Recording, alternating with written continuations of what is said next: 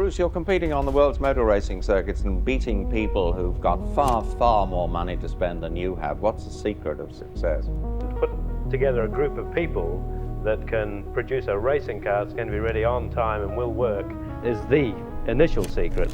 The spirit of the service station where Bruce McLaren grew up was very much alive at the McLaren factory in Colnbrook. It was a place that made everyone feel good. 31.4, okay.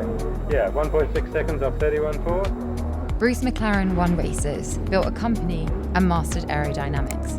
Bruce McLaren knocking up a fair rate of knots. But the people who worked for him never led with that. Why did you decide to come and work with him? He allows you to be a person and work as a person, as an individual. He takes an interest in all of us.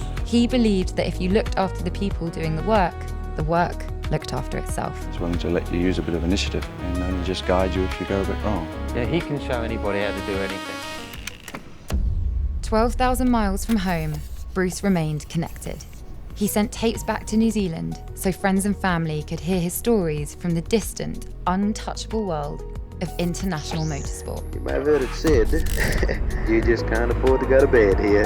And that's just how it works out, especially in this motor racing. My word. Blokes in the pits were giving encouraging signs that I couldn't read because I was going too quick anyway. Well, it was just quite fantastic. To win on both sides of the Atlantic, Bruce needed to surround himself with people he trusted, admired, and respected. To this day, the intelligence in every McLaren comes from the people who shape them.